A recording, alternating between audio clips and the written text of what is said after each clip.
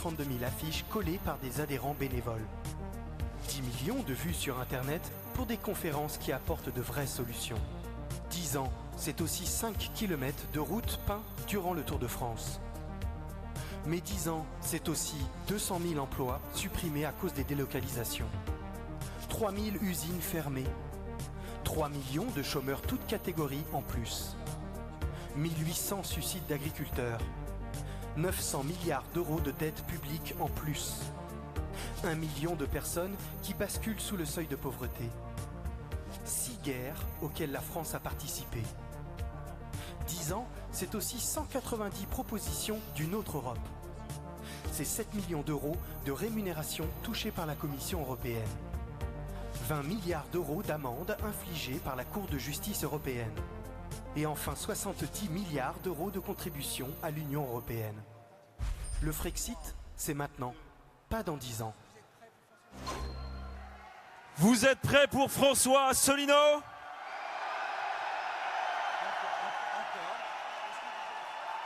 Est-ce que vous êtes prêts pour François Asselineau ?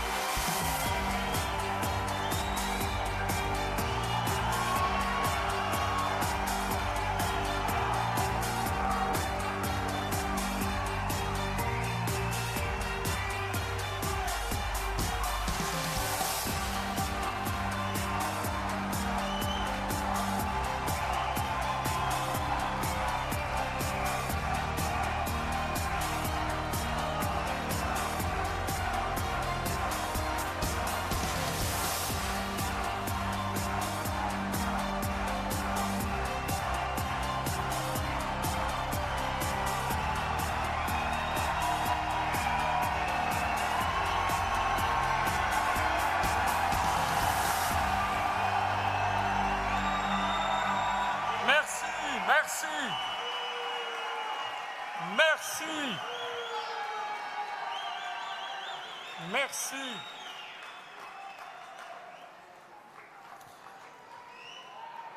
Merci.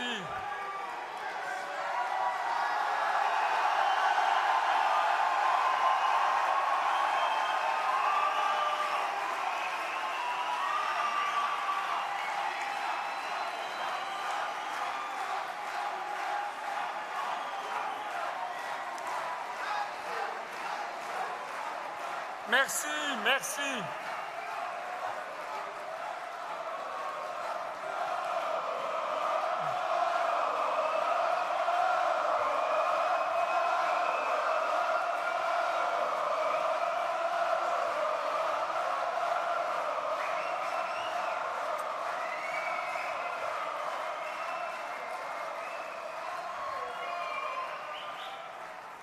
Merci, merci.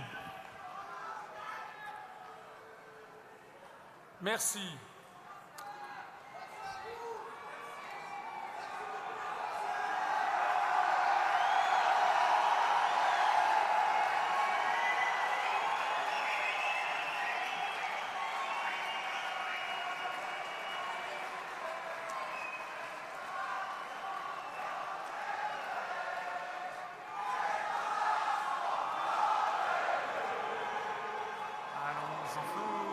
Dans les campagnes, mugissent ces féroces soldats, ils viennent jusque dans nos bras, et comme j'ai nos fils et nos compagnes, aux armes, citoyens, formez vos bataillons, marchons. Qu'un sang impur, abreuve nos sillons.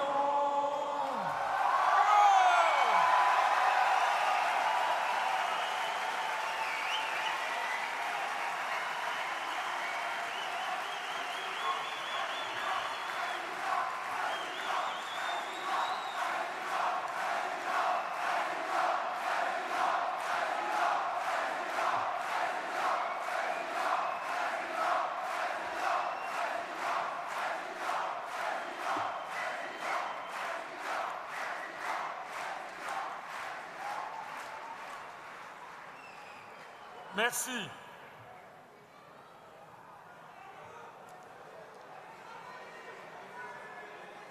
Je ne vais pas pouvoir parler.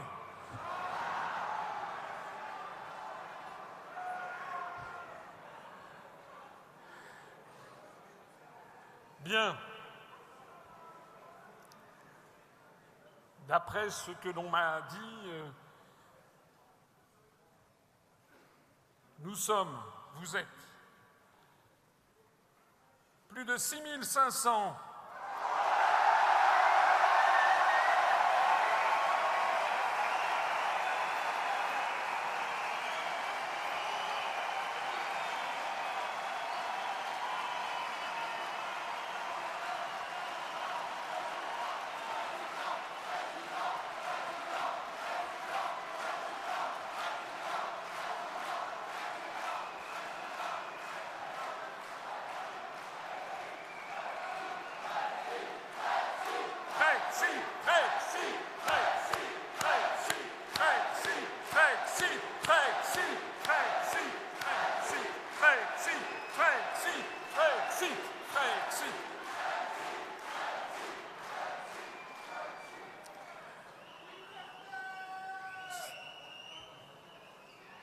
Pour vous dire toute la vérité,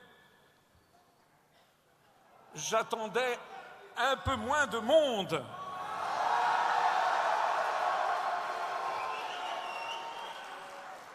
Nous aurions été... Je me rappelle quand on a préparé cette réunion, je disais à mes collègues, ceux qui ont préparé, je disais, on pourra peut-être attabler sur 4000 personnes. Et ils me dirent, ouh là là, les gens ne se déplacent plus maintenant. D'ailleurs,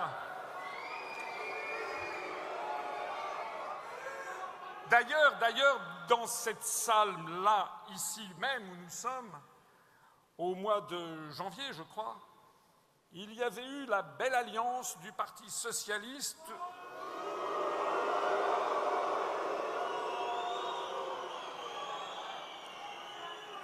où il y avait les 2/3 de l'espace qui étaient entièrement vides.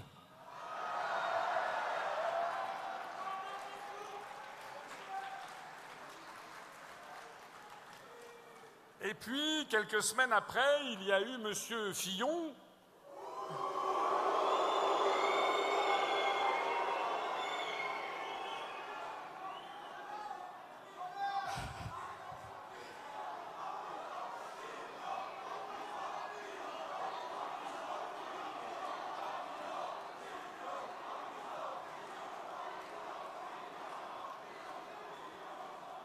dont on m'a dit qu'il n'avait pas fait autant de monde que nous d'ailleurs.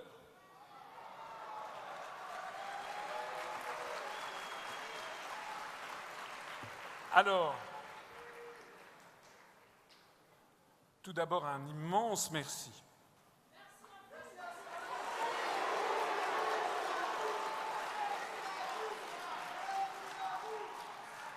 Un immense merci à toutes et à tous d'être venus aujourd'hui.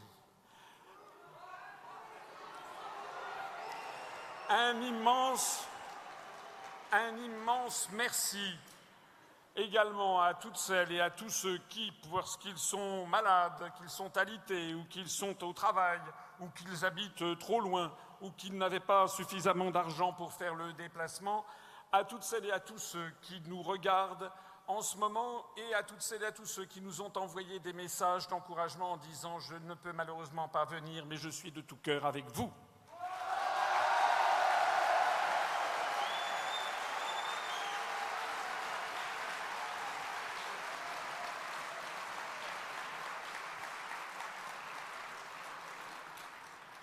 Un immense merci également aux maires de France, aux 587 maires valeureux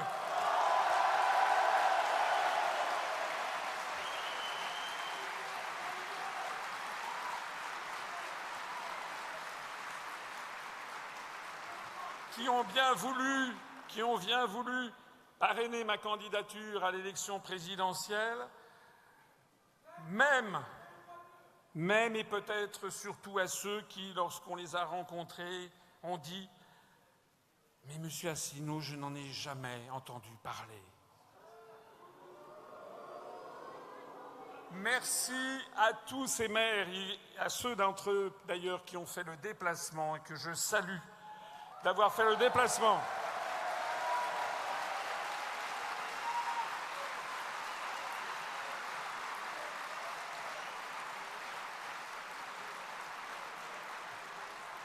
Merci également à nos hôtes étrangers, à commencer par la fille du président Perssonen qui est le président de l'IPU, de Parti frère finlandais.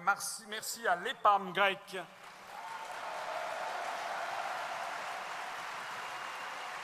Merci à Brian Denny, venu du Royaume-Uni. Merci à Anthony Coughlan. Merci à tous ceux qui sont venus de l'étranger. Merci à Vanessa Bellet, merci à Manon Chevalier. Merci au soutien du Québec et des Canadiens français.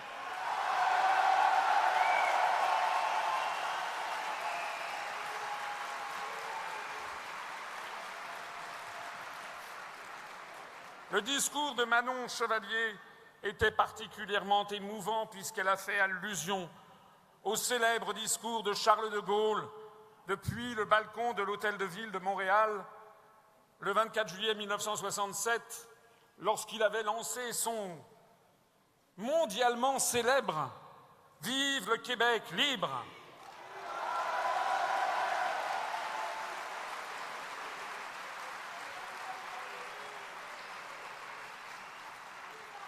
Dans ce discours, Charles de Gaulle avait dit qu'il était frappé de voir, au cours de son parcours, où il avait repris le chemin du roi qui longeait de Québec à Montréal, il a dit qu'il avait été frappé par l'atmosphère qui l'accueillait, en disant qu'il ressentait la même atmosphère que pour la libération. Eh bien, je pense que nous avons ce soir, nous aussi, le début d'une atmosphère de libération.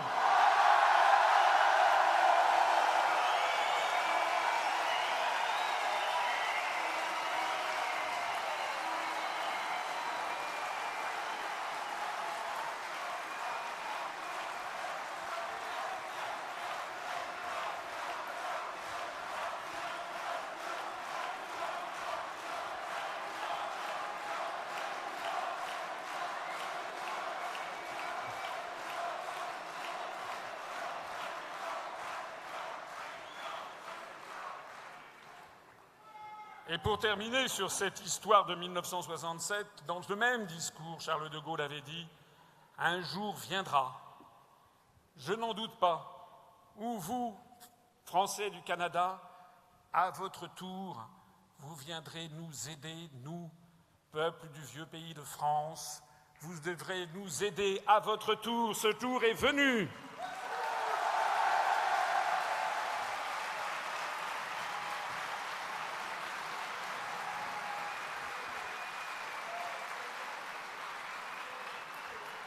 Alors aujourd'hui est un jour de fête. Aujourd'hui, c'est un jour de fête pour ce mouvement politique que j'ai créé.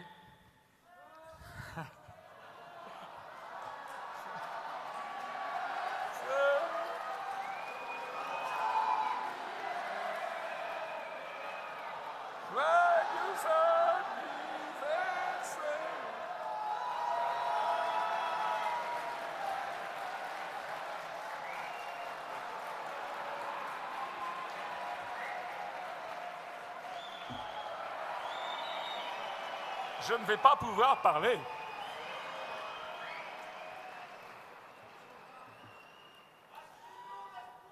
Ce jour, il y a 10 ans, jour pour jour, c'était un dimanche pluvieux. Aujourd'hui, c'est un jour radieux.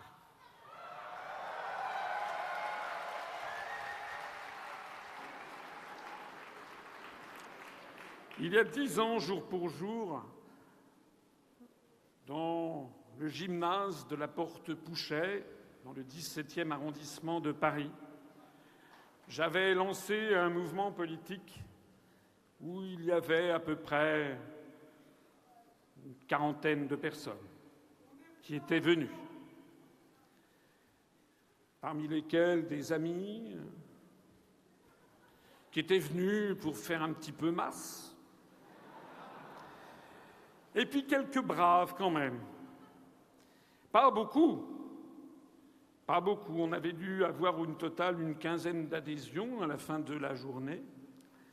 Et parmi les personnes qui étaient là le premier jour, je crois qu'il y a 5 ou 6 personnes qui sont encore là aujourd'hui.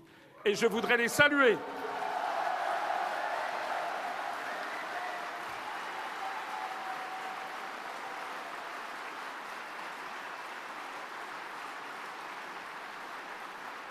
Notamment, je voudrais saluer Geneviève Blache, Nicolas Tervert, Christina Hanaut,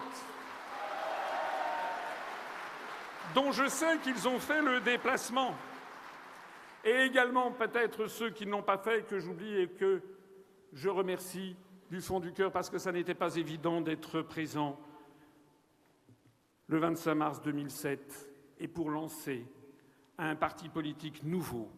Une célébrité du monde politique m'avait dit « Je ne viendrai pas à votre congrès parce que vous n'arriverez à rien. »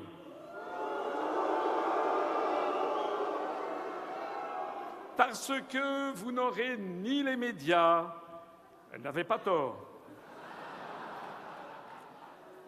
ni l'argent, elle n'avait pas tort non plus. Et m'avait-elle dit, on ne peut plus créer de parti politique en France à notre époque. Elle m'avait dit aussi, d'ailleurs, que sortir de l'Union européenne et de l'euro, c'était tout à fait excessif, mais que ce qu'il fallait, c'était proposer une autre Europe.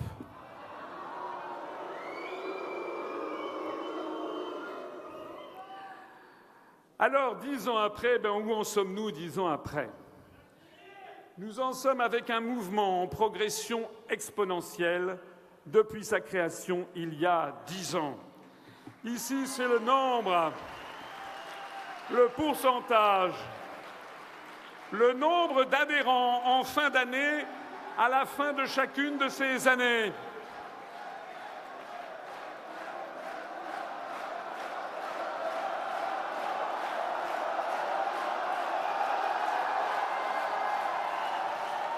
« 14 500 31 adhérents fin 2016. Et au moment même où j'ai commencé cette réunion publique avec vous, nous étions à 20 355.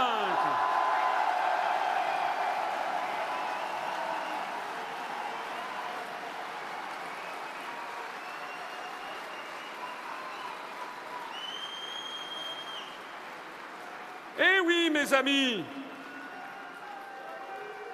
c'est exactement une courbe exponentielle.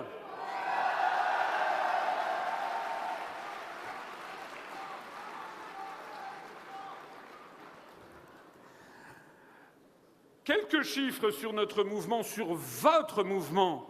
La courbe des âges de notre mouvement, avec désormais un âge moyen de 44 ans, toutes et tous confondus, notre plus jeune adhérent à 16 ans, notre doyen qui est une doyenne à 95 ans.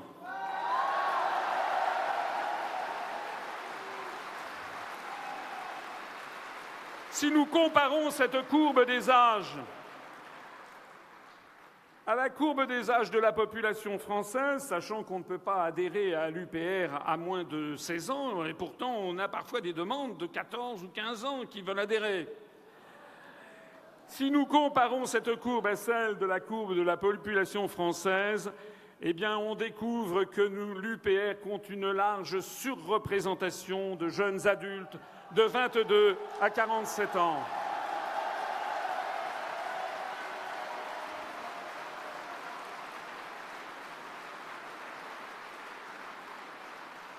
Parce que n'en déplaise aux européistes, l'avenir nous appartient, parce que nous ne sommes pas un mouvement ringard, nous sommes un mouvement de jeunes et tous les observateurs qui nous voient disent « Mais c'est pas possible, vous avez beaucoup de jeunes !»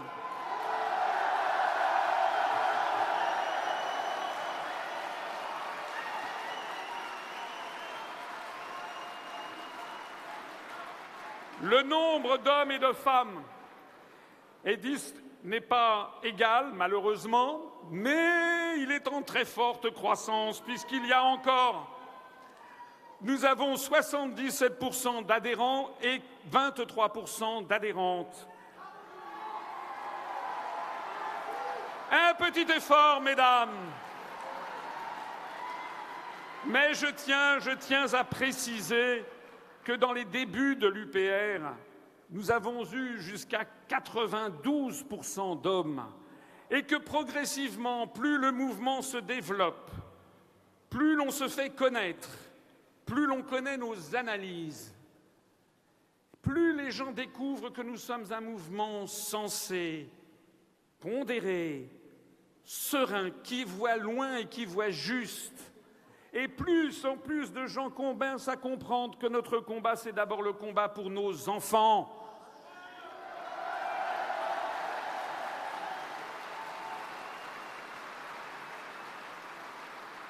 Pour nos petits-enfants.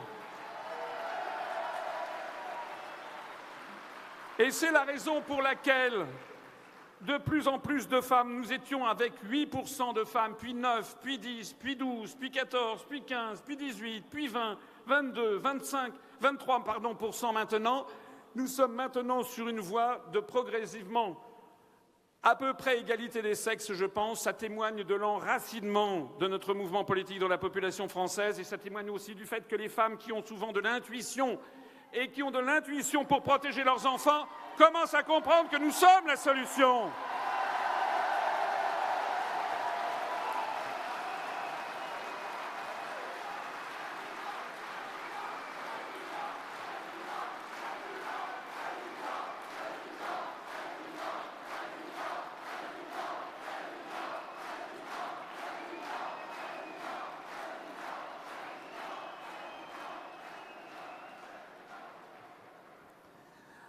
Ça, c'est le camembert des régions françaises. Alors, vous allez les regarder, je ne vais pas vous les commenter. Sachez quand même que nous avons 22% de nos adhérents qui sont en Île-de-France, que nous en avons 10% en Rhône-Alpes, Et je remercie et félicite tous ceux qui sont venus de ces différentes régions. 8% en Provence-Alpes-Côte d'Azur, 5% en Languedoc-Roussillon, 4% dans les Pays de la Loire, 4,3% en Bretagne, 3,5% dans le Nord-Pas-de-Calais,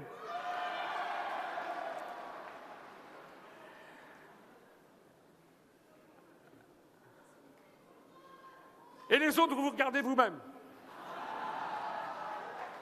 Un mot quand même pour l'outre-mer français, où nous avons 2,5% de nos adhérents.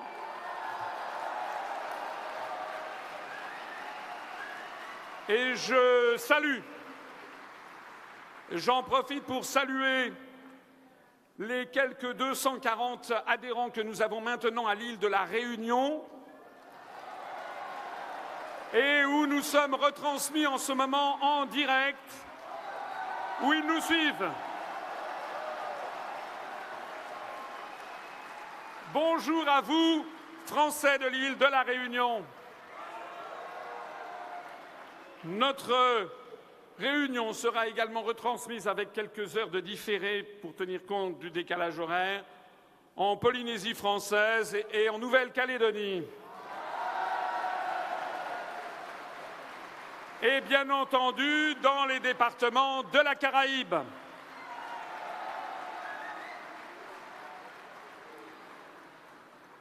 L'UPR est présente en France et outre-mer. L'UPR est également présente dans 92 États du monde.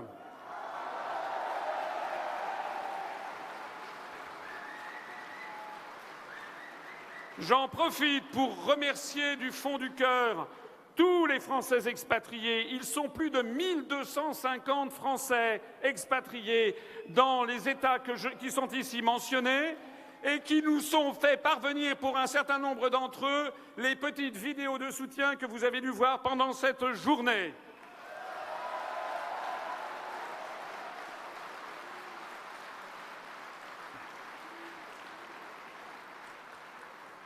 Je signale que nous avons plus de 30 adhérents dans un grand nombre de ces pays et parfois plus de 80 adhérents, comme en Allemagne où nous avons 85 adhérents, en Belgique où nous avons plus de 150 adhérents,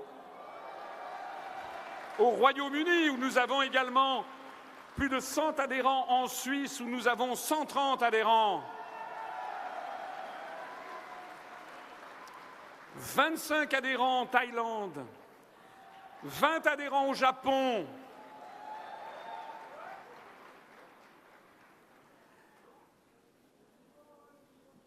et même plus de 60 adhérents expatriés, parfois depuis des années, aux États-Unis d'Amérique.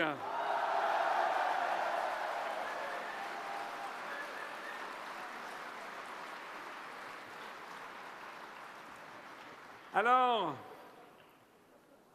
pourquoi ce succès de l'Union populaire républicaine alors que ce mouvement politique n'a jamais eu accès pendant 10 ans à la moindre couverture médiatique, si l'on accepte une fois ici ou là, une toute petite couverture?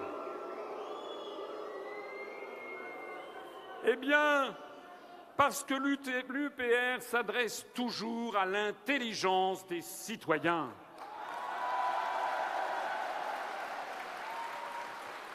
En analysant l'histoire et les événements, en ne se laissant jamais intimider par les manœuvres d'intimidation de ceux qui ne voudraient pas que l'on parle.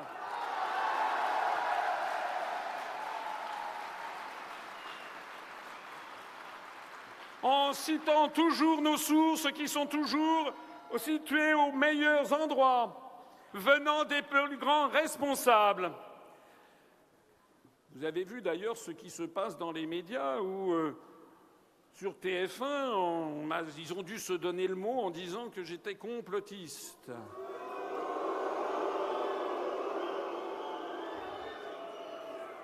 Et lorsque j'ai commencé parce que j'avais dit que la CIA avait financé l'Union européenne. Lorsque j'avais dit ça, on m'a traité de complotiste. Eh bien, vous l'avez vu, j'ai sorti le magazine Historia de 2003.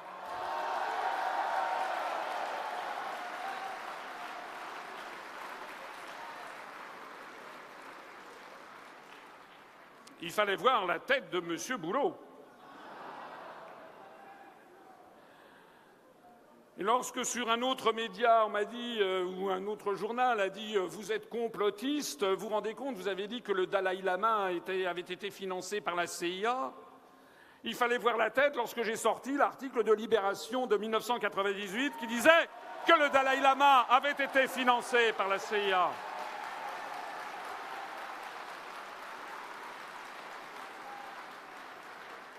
Eh bien, que cela plaise ou ne plaise pas, je continuerai à dire la vérité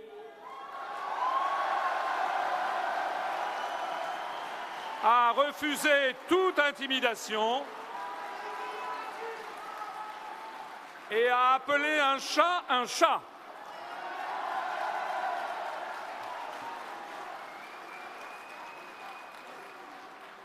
Parce que l'UPR s'adresse toujours à l'intelligence des citoyens en décortiquant le contenu des traités. On m'avait dit, vous n'y pensez pas. On ne peut pas parler des traités. Vous n'allez quand même pas citer des articles des traités devant une foule. Les Français sont des veaux, m'avait-on dit. Eh bien non, la bonne nouvelle de ce soir, c'est que les Français ne sont pas des veaux.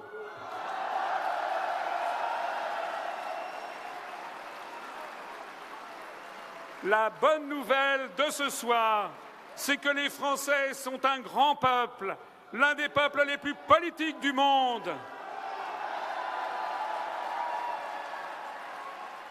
Et lorsqu'on explique aux Français avec affection, et même, je pourrais le dire, avec amour, à ses compatriotes ce qui se passe pour de bon, eh bien les Français réagissent et se redressent.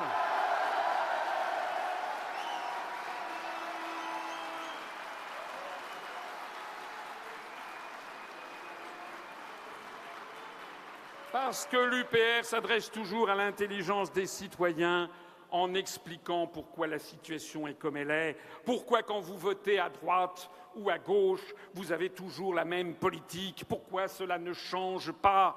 Et nous sommes le seul mouvement politique qui expliquons aux Français pourquoi, si ce n'est pas moi qui suis élu le 7 mai, vous aurez de toute façon la même politique, le même programme commun fixé par les grandes orientations de politique économique de la Commission européenne.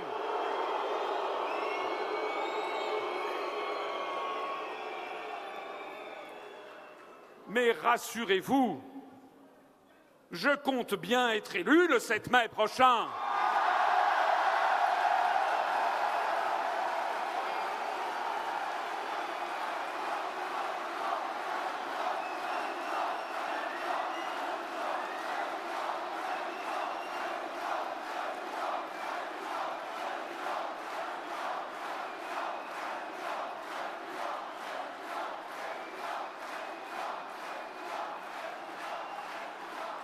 Enfin, parce que l'UPR s'adresse toujours à tous les citoyens, quel que soit leur âge, leur sexe, leur origine ethnique, leurs convictions religieuses, y compris ceux qui n'en ont pas, leurs opinions politiques.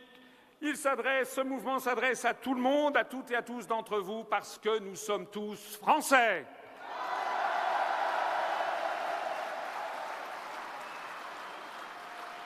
Et c'est un mouvement qui a diffusé toutes ses analyses sur Internet et toujours gratuitement. Je n'ai pas gagné le moindre sou avec l'UPR. Je suis au contraire maintenant obligé d'emprunter à ma banque pour joindre les deux bouts, parce que nous sommes en train de réhabiliter la véritable politique, celle qui est fondée sur l'affection et l'amour de ses concitoyens et sur le bénévolat de l'action politique.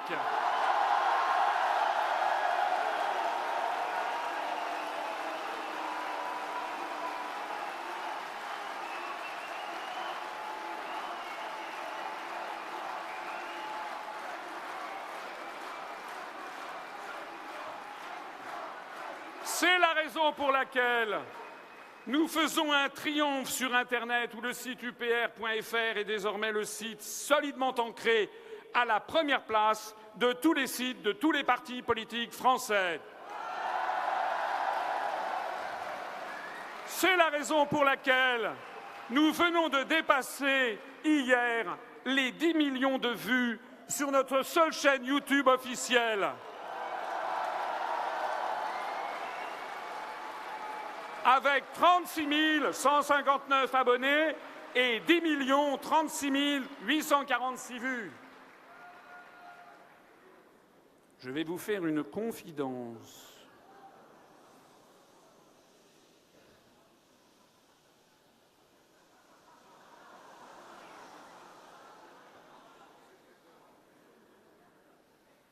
La chaîne YouTube de M. Macron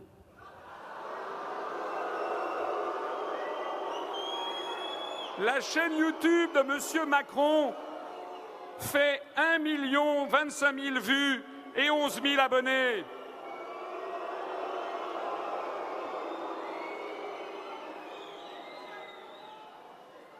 Nous avons 3,6 fois plus d'abonnés et 10 fois plus de vues, 9 millions de vues supplémentaires.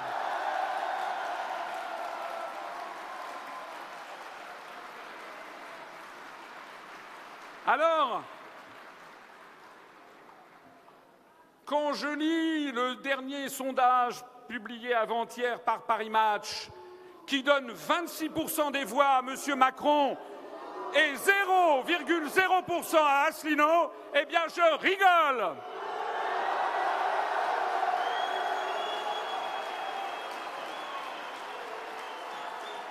Parce que selon Paris Match, vous êtes 0,0%.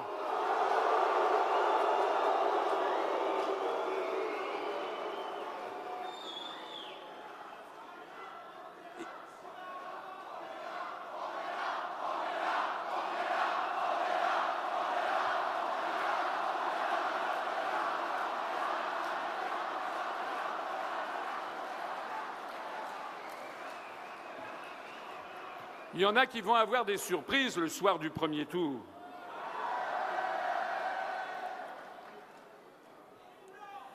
En fait, l'UPR renoue avec les plus grands moments de l'histoire de France récente. Et l'UPR pose les vrais débats. C'est pour cela que nous sommes une vague qui ne cesse d'enfler, sans jamais aucune trace d'extrémisme, au contraire en portant toujours plus haut les valeurs de la République française.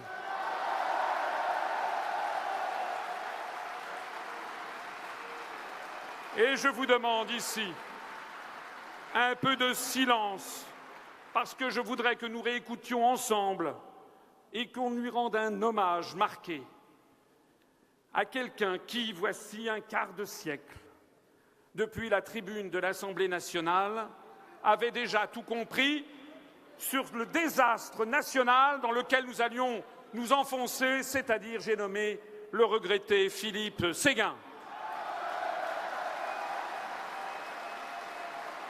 Écoutons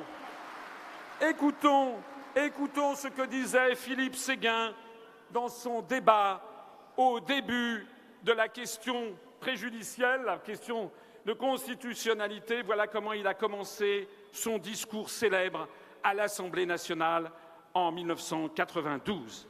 Je voudrais croire que nous sommes tous d'accord au moins sur un point, l'exceptionnelle importance, l'importance fondamentale du choix auquel nous sommes confrontés. Et je n'ai pas l'impression de me payer de mots.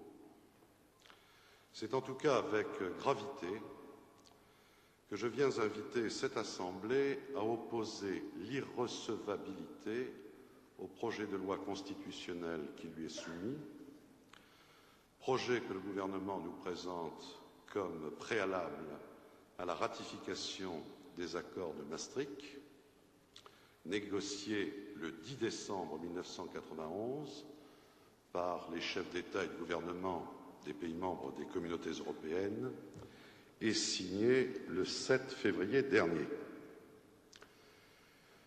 Cette irrecevabilité se fonde sur le fait que le projet de loi viole de façon flagrante le principe suivant lequel la souveraineté nationale est inaliénable et imprescriptible, ainsi que le principe de la séparation des pouvoirs, en dehors duquel une société doit être considérée comme dépourvue de constitution.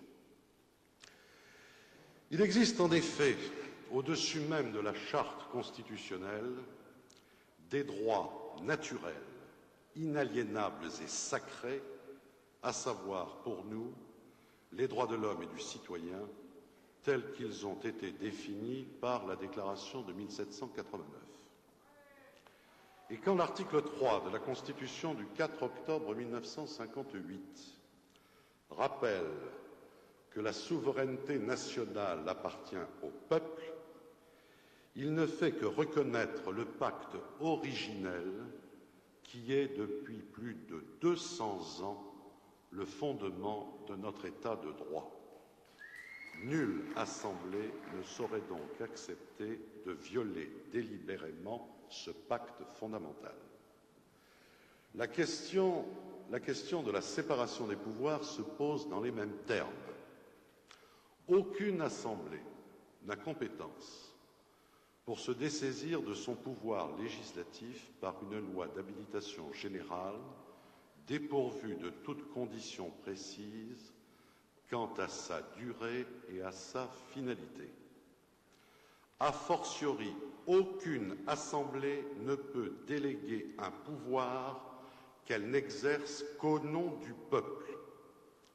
Or, le projet de loi qui nous est soumis comporte bien une habilitation d'une généralité telle qu'elle peut être assimilée à un blanc-seing. Et nous voilà confrontés à une situation tout à fait extraordinaire dans notre histoire constitutionnelle, puisque pour la première fois, on demande au Parlement de constitutionnaliser par avance des textes qui n'existent pas encore et qui ne seront, pour la plupart, même pas soumis à sa ratification dès lors qu'il s'agira de normes communautaires directement applicables. On demande donc au Parlement, qui n'en a pas le droit, rien de moins que d'abandonner sa compétence législative aux organes communautaires chaque fois que ceux-ci le jugeront nécessaire pour l'application du traité. Ayant ainsi fait référence à la Déclaration des droits de l'homme et du citoyen, qui est violée 2 fois par le projet de loi, je pourrais considérer ma tâche comme accomplie. Eh oui, Philippe Séguin avait tout dit il y a un quart de siècle. Nous avons abandonné l'état de droit. Nous ne sommes plus en République puisque l'essentiel des textes de loi sont imposés aux Français par la Commission européenne et les députés européens n'ont plus que le pouvoir que de signer des textes qui ont été décidés par d'autres non élus et non citoyens français. D'ailleurs, dans ce discours fondateur, Philippe Séguin montrait déjà que la construction européenne est une dictature qui ne dit pas son nom, et il citait les droits de l'homme. Et j'en profite pour souligner qu'aujourd'hui, nous sommes le 25 mars, c'est l'anniversaire du traité de Rome, le 60e, c'est le 10e anniversaire de l'UPR. Vous voyez d'ailleurs les ambiances respectives à Rome et à Paris. À Rome, où les chefs d'État et de gouvernement ne sont même pas, ont mis encore des jours et des jours pour essayer de trouver un point commun, pour avoir une déclaration qui satisfasse tout le monde. Ils se sont encore déchirés pour arriver à un texte sans saveur et qui ne signifie rien. Alors que nous, ici, nous avons plus de 6500 personnes qui sont ici présentes, on voit quelle est la dynamique de l'histoire. L'histoire s'est remise en marche. Et aujourd'hui, ce matin, je suis allé célébrer un autre anniversaire. C'est le 25 mars 1821, lorsqu'a été lancé par l'archevêque de Patras le cri pour l'indépendance de la Grèce contre l'Empire ottoman. Et il y avait une manifestation devant l'ambassade de Grèce où je me suis rendu ce matin pour témoigner du soutien de l'UPR et à travers moi du peuple français au peuple grec.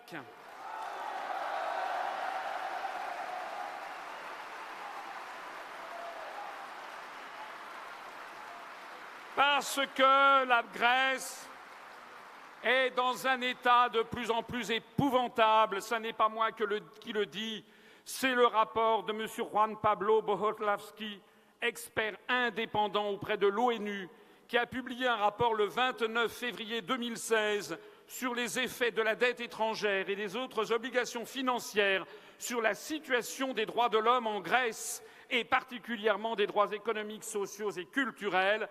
Et il est arrivé à cette conclusion que l'engrenage de la dette et des exigences du Fonds monétaire international, de la Commission européenne et de la Banque centrale européenne a conduit le peuple grec à être privé des droits de l'homme qui lui sont dus.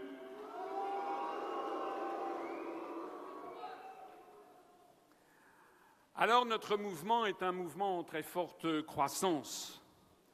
Mais bien entendu, il y a toujours des gens qui sont là pour nous expliquer, sans avoir jamais écouté la moindre de mes analyses, que nous voudrions refermer la France sur elle-même, que nous serions des nostalgiques et des ringards qui n'aurions pas compris le monde d'aujourd'hui.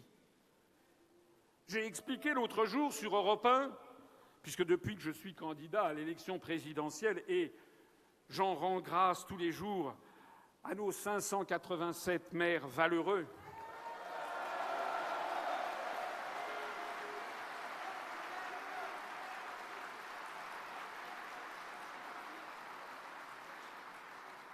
j'étais invité l'autre jour sur Europe 1 et on m'a fait cette remarque: vous voulez que la France soit toute seule, vous voulez que la France soit refermée sur elle-même. D'ailleurs, je crois savoir qu'aujourd'hui, M. François Hollande, je ne sais pas si ça vous dit quelque chose, M. François Hollande là, pour le 60e anniversaire du traité de Rome, a eu une forte pensée que j'ai entendue à la radio. Il a dit qu'il attendait que ceux qui voulaient sortir de l'Union européenne démontrent que ça se passerait mieux si nous étions tout seuls et isolés.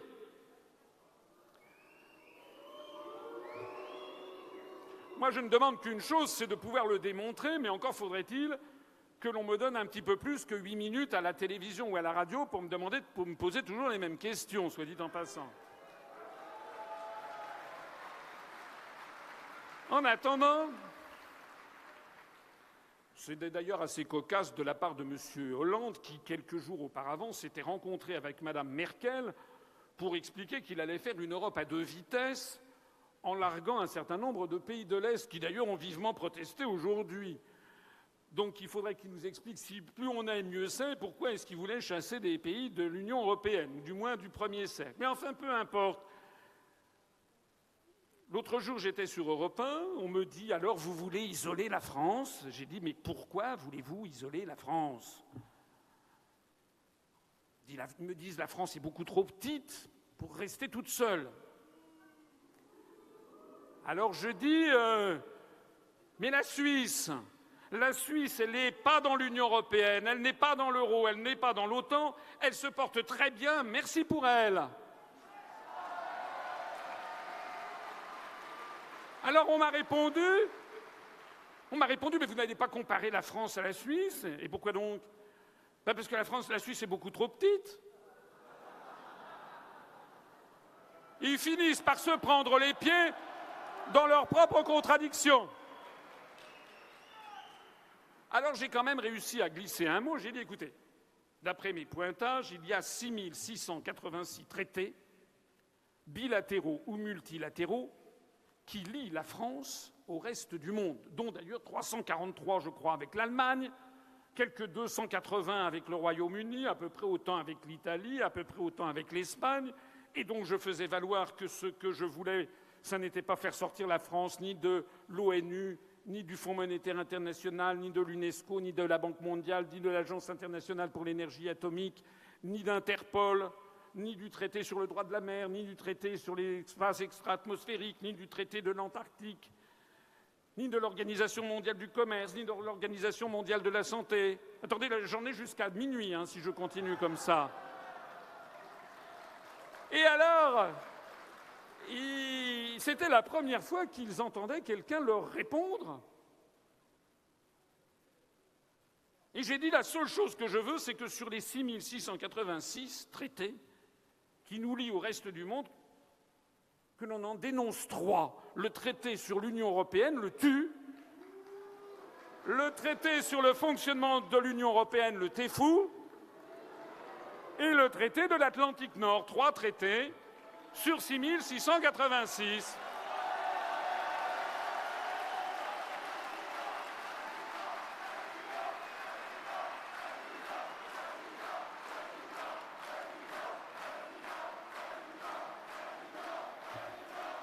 Alors,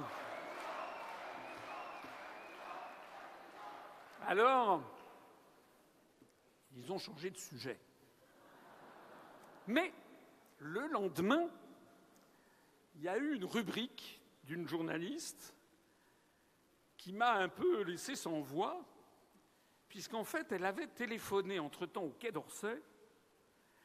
Elle est tombée à la direction des affaires juridiques et elle a demandé, voilà, c'est Europe 1, et je voudrais savoir combien de traités bilatéraux et multilatéraux existent entre la France et le reste du monde. Et elle a raconté ça donc au micro le lendemain. Et elle a dit, M. Asselineau a dit qu'il y avait 6686 traités. Donc le journaliste qui était avec elle lui dit, alors, il avait raison ou il avait tort? Et elle dit, j'ai téléphoné, et en fait, il y en a 6624. Et elle a quand même eu l'honnêteté de dire, M. Asselineau a raison. Il faut quand même le faire.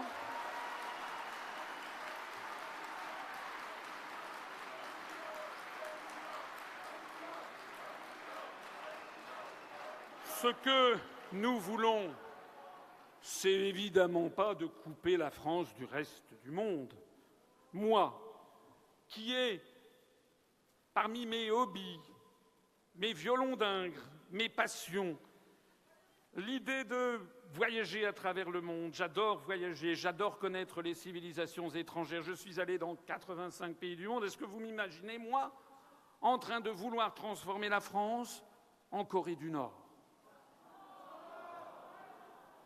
En réalité, ce que nous nous disons, c'est que la France doit développer des coopérations avec le monde entier, des coopérations internationales, comme le sont par exemple Airbus, Arianespace, qui n'ont rien à voir avec la construction européenne et qui ont tout à voir avec des coopérations internationales. L'autre jour aussi sur Europe 1, je faisais remarquer que l'Airbus A380, il y a 15 des 28 pays de l'Union européenne qui ne mettent même pas un rivet, même pas un clou, alors que dans l'Airbus A380, la part américaine est de 38% quand il est motorisé Pratt & Whitney, alors qu'il y a une part japonaise, 10 entreprises japonaises, des entreprises chinoises, malaisiennes, russes, mexicaines, indonésiennes, singapouriennes, et j'en passe. Et c'est ça les coopérations internationales sur lesquelles nous voulons aller.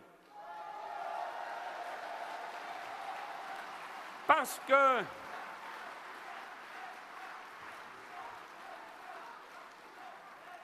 Parce que les coopérations internationales sur des objets précis, particuliers, ça marche, alors que l'intégration supranationale, ça ne marche jamais. Pour me permettre de souffler et de boire un petit peu d'eau, je vais me retrancher derrière quelqu'un que j'aime bien à citer, un peu trop peut-être, mais qui avait justement déjà tout compris sur les coopérations internationales et sur ce qu'il fallait penser de l'Europe.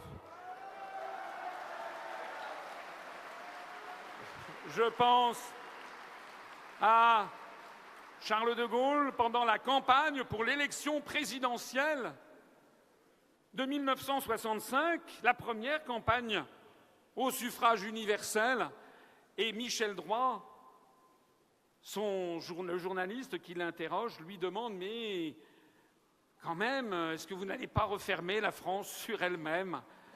Et est-ce qu'on peut faire cavalier seul ?» Et voilà ce que répond magistralement, c'est en 1965, c'est-à-dire il y a 52 ans. Voilà ce que répond le fondateur de la France libre et le fondateur de la Ve République. Ce qu'on avait appelé, bien que vous n'ayez pas, je crois, prononcé la formule, est ce qu'on avait appelé l'Europe des patries à ce moment-là. Je n'ai jamais parlé d'Europe des patries. L'Europe des patries. Comme la tendance suit. Chacun a sa patrie, nous avons la nôtre, les Allemands ont la leur, les Anglais ont la leur, et c'est ainsi. J'ai parlé de la coopération des États. Alors ça, oui, j'en ai parlé, et je crois que c'est indispensable. Et nous avons tâché de l'organiser à cette époque, mais ça n'a pas réussi. Et depuis, on n'a plus rien fait, excepté nous, qui avons fait quelque chose avec l'Allemagne, car nous avons solennellement, et c'était incroyable après tout ce qui nous était arrivé, nous avons solennellement fait avec l'Allemagne un traité de réconciliation et de coopération. Ça n'a pas non plus jusqu'à présent donné grand-chose, parce que les politiques sont les politiques des États et qu'on ne peut pas empêcher ça. Alors vous avez des cris, mais l'Europe, supranationale, il n'y a qu'à mettre tous ensemble, il n'y a qu'à fondre tous ensemble, les Français avec les Allemands, les Italiens avec les Anglais, etc. Oui, vous savez, c'est commode, et quelquefois c'est assez séduisant. On va sur des chimères, on va sur des mythes, mais ce ne sont que des chimères et des mythes. Il y a les réalités, et les réalités ne se traitent pas comme ça.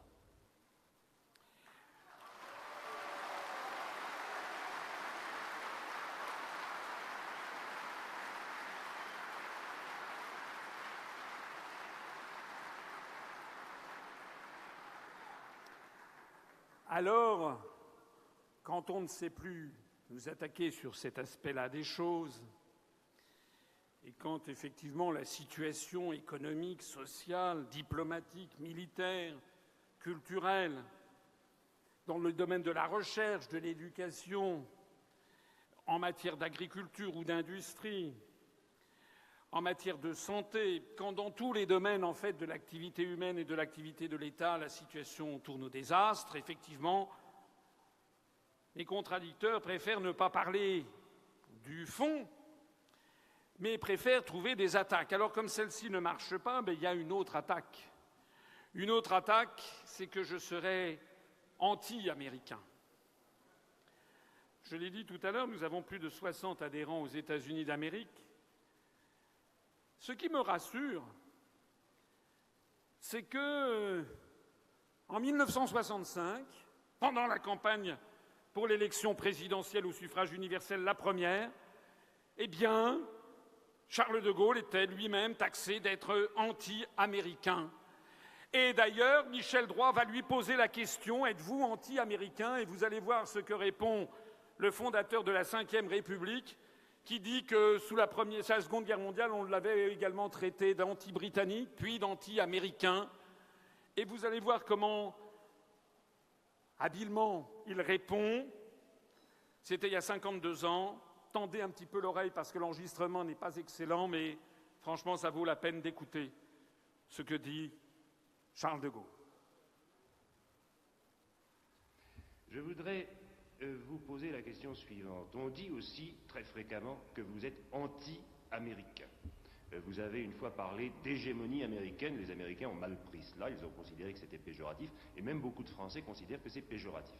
Alors, est-ce que vous pourriez également là-dessus vous expliquer sur votre anti-américanisme? Vous savez, depuis que j'ai eu à faire une action nationale, c'est-à-dire depuis 1940, qui était en même temps une action internationale, je me suis toujours entendu traiter d'anti quelque chose. Je me rappelle avec ce pauvre Churchill, il me disait « Vous êtes anti-britannique ». C'était assez drôle, puisque j'étais actuellement, avec ceux qui m'entouraient, nous étions les seuls Français qui soyons restés à combattre aux côtés de l'Angleterre. Les Américains, après, ont dit « Vous êtes anti-américains ». Et alors, ils se sont présentés en Afrique du Nord, sans vouloir que je vienne avec eux, à cause du fait qu'ils me considéraient comme anti-américain. Et là, les Français, qui étaient encore sous l'obédience de Vichy, leur ont tiré dessus par tous les bords. En réalité, qui a été l'allié des Américains de bout en bout, sinon la France de De Gaulle? Il n'y en avait pas eu d'autres. Et le cas échéant, si le malheur devait arriver et si la liberté du monde était en cause, qui serait automatiquement les meilleurs alliés de nature, sinon la France et les États-Unis, comme ils l'ont été souvent en pareil cas? D'ailleurs, vous savez, moi je ne dis pas que les Américains sont anti-français. Et pourtant, alors, si c'est parce qu'ils ne nous ont pas toujours accompagnés qu'ils seraient anti-français, eh bien, ils ne nous ont pas toujours accompagnés. En 1914, que voulez-vous, nous étions en guerre contre Guillaume II, et les Américains n'étaient pas là. Ils sont arrivés en 1917 et ils ont fort bien fait pour eux et pour tout le monde. En 1940, ils n'étaient pas là. Et nous avons été submergés par Hitler, et ce n'est qu'en 1941, parce que les Japonais ont coulé une partie de la flotte américaine à Pearl Harbor, que les États-Unis sont entrés dans la guerre. Loin de moi l'idée de méconnaître l'immense service qu'ils ont rendu à eux, au monde et à nous-mêmes, en entrant dans la guerre en 1917 et en entrant dans la guerre en 1941. Je le sais bien, mais enfin, je ne dis pas qu'ils sont anti-français, parce qu'ils ne nous ont pas accompagnés toujours. Et bien, je ne suis pas anti-américain, parce qu'actuellement, je n'accompagne pas les Américains toujours. Et en particulier, par exemple, dans la politique qu'ils mènent en Asie. Je dis sans arrêt que je ne les en approuve pas. Alors de là à dire que je suis anti-américain, je ne peux pas l'en empêcher. Mais vous voyez le fond des choses.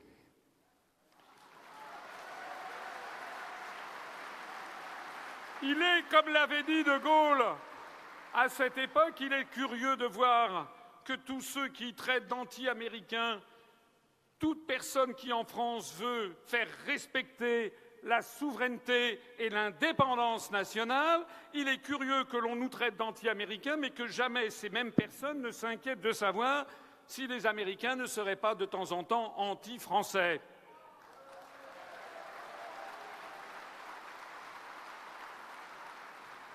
Nous touchons ici au cœur à la fois du combat de l'Union populaire républicaine et à la fois au cœur même de l'élection présidentielle. Parce que l'élection présidentielle, ça n'est pas les élections législatives. Les élections législatives auront lieu en mai et juin de cette année. Elles auront pour objectif de choisir une majorité. Dans cette majorité qui sortira des urnes, le président de la République choisira un Premier ministre. Ce Premier ministre sera peut-être d'accord avec lui si la majorité est la même que celle qui a élu le président de la République, mais il est arrivé dans notre histoire qu'une majorité sorte des urnes qui soit contraire à celle du parti politique dont le président de la République était issu. Je pense aux périodes de cohabitation en France, avec François Mitterrand de 86 à 88, puis de 93 à 95, et aux cohabitations avec Jacques Chirac de 97 à 2002. Il ne faut donc pas se tromper d'élection. L'élection qui a commencé, dont nous sommes normalement en campagne, ne consiste pas à parler des derniers cadeaux qu'a reçus M. Fillon. L'élection présidentielle ne consiste pas à commenter s'il est bien raisonnable que M. Macron se soit marié avec une femme plus âgée que lui. L'élection présidentielle ne consiste pas à commenter les déboires de M. Hamon, qui est, semble-t-il, tellement couleur de muraille que tous les autres ministres du gouvernement sont en train de prendre la tangente, avec d'ailleurs un sens de la conviction politique qui frappe les esprits, puisque M. Macron est en train de réunir à lui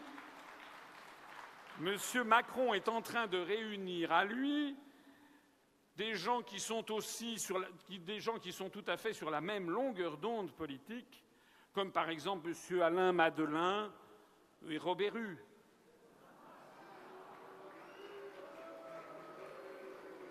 En réalité, M. Macron est un excellent indicateur pour savoir quels sont les caméléons de la vie politique française et les girouettes qui se précipitent comme des escargots après la pluie.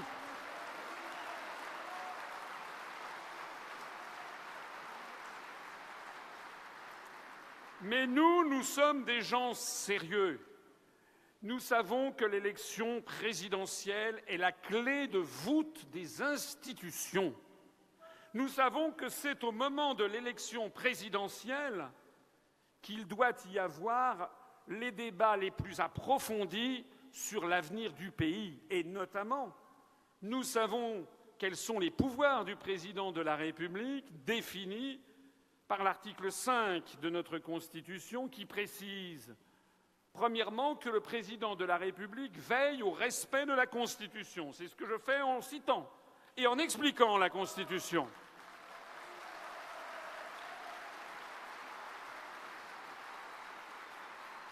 Deuxièmement, la deuxième ligne de l'article 5 précise que le président de la République assure par son arbitrage le fonctionnement régulier des pouvoirs publics et la continuité de l'État. Ça veut donc dire que pour être un bon président de la République, il faut avoir des capacités d'arbitrage, de rassemblement au-dessus du clivage droite-gauche. Ça tombe bien puisque l'UPR, à chaque élection, a été classée officiellement par le ministère de l'Intérieur, la seule institution habilitée à donner un classement. L'UPR a été classée à chaque élection comme un mouvement divers, c'est-à-dire au-dessus du clivage droite-gauche.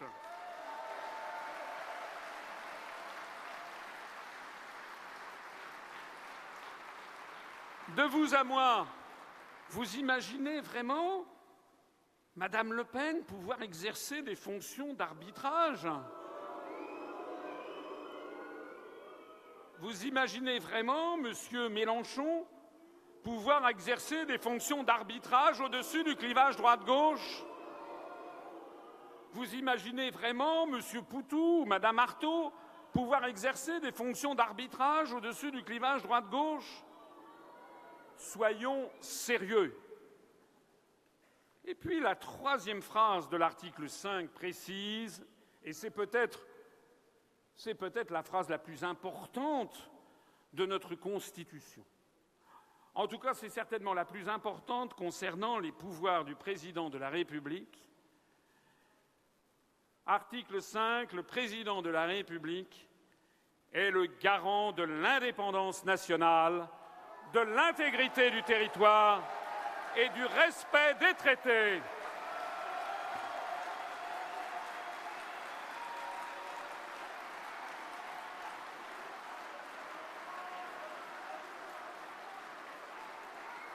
Alors, les autres, tous les autres, puisque tous les autres veulent rester dans l'Union européenne, même Madame Le Pen, même Monsieur Mélenchon, puisqu'ils proposent de renégocier des traités à la Saint-Glinglin, sans prendre aucun engagement en matière de date et de délai, sans prendre aucun engagement quant au contenu des négociations qu'ils mèneraient.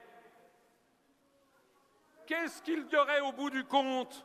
Il y aurait au bout du compte encore des mois et des années perdues. Madame Le Pen ne prend aucun engagement. D'ailleurs, on sait très bien que les référendums, eh bien, on peut s'asseoir dessus. Tout le monde l'a vu en 2005. Nous n'avons plus besoin de référendum.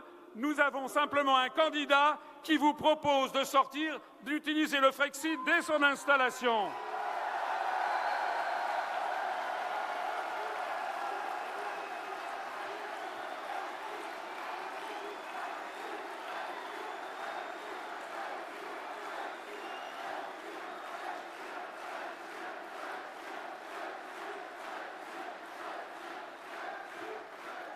À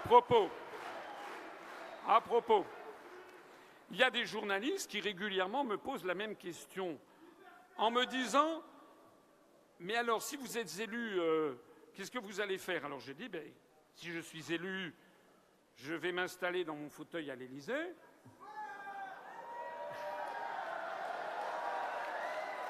Et puis j'enverrai une invitation aux chefs d'État et de gouvernement de l'Union européenne pour leur dire qu'on va tenir une réunion. Lors de cette réunion, je dirais, bien, nous mettons en œuvre l'article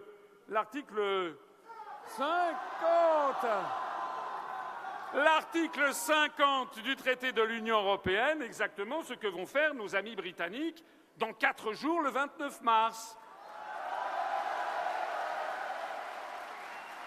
Alors,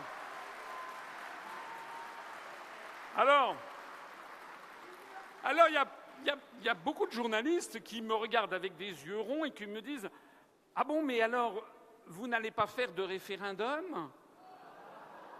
Et je leur dis « Mais pourquoi voulez-vous que je fasse un référendum pour demander aux Français s'ils sont d'accord pour que je mette en œuvre le programme pour lequel ils viennent de m'élire ?»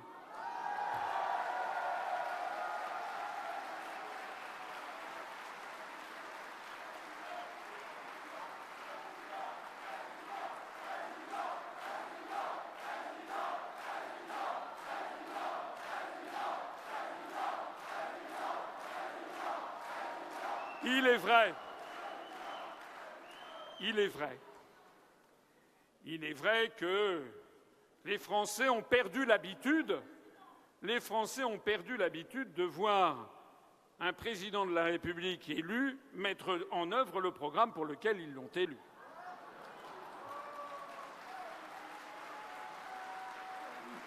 Mais justement, nous allons, nous, changer les choses, puisque, comme vous l'avez vu et comme vous le ressentez ce soir, c'est une véritable atmosphère de libération nationale que nous sommes en train de lancer.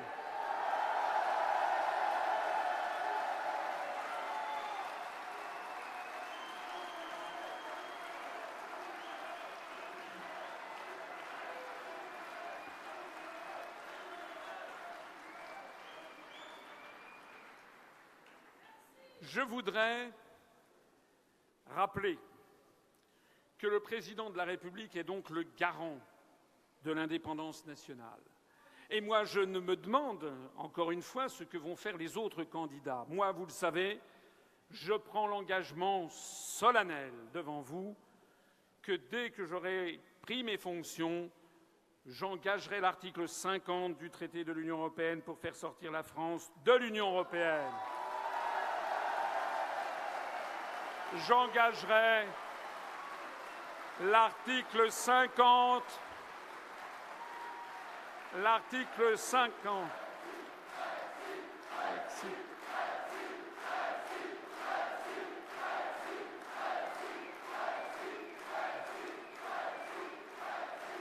J'engagerai l'article 50 du traité sur l'Union européenne pour sortir de l'euro. Et j'engagerai l'article 13 du traité de l'Atlantique Nord pour sortir de l'OTAN.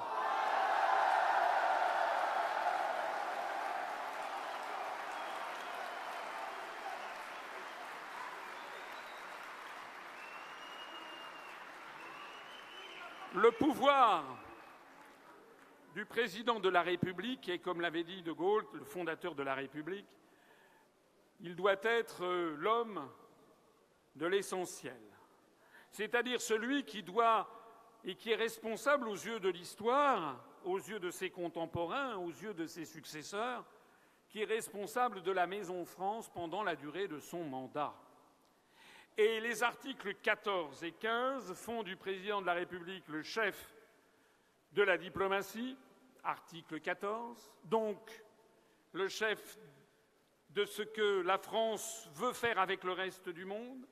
L'article 15 fait du président de la République le chef des armées. Et donc, la Constitution a donné au président de la République française le rôle essentiel d'être le géopoliticien en chef de la Maison France. Alors, pour faire cela, il faut avoir de l'expérience. Ça ne s'invente pas du jour au lendemain. Il faut avoir une bonne connaissance des peuples et des civilisations étrangères. Il faut s'être pendant plusieurs années frotté aux diplomaties des différents pays du monde, savoir que l'on ne négocie pas avec des Chinois comme avec des Américains, avec des Allemands comme avec des Argentins, avec des Indiens comme avec des Japonais, avec des Iraniens comme avec des Australiens. Il faut le savoir et l'avoir vécu.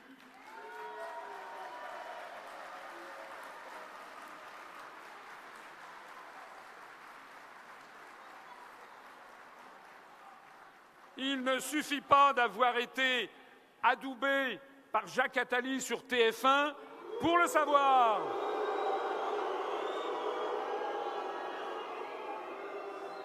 Il ne suffit pas d'avoir été reçu par le magazine Time à New York ou d'avoir serré la main de Poutine pour le savoir.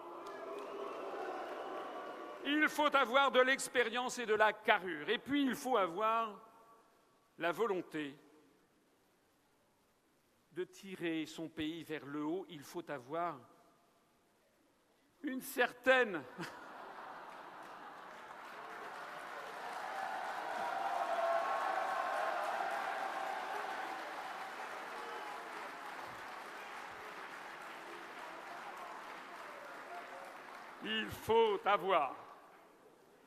Il faut avoir aussi une approche peut-être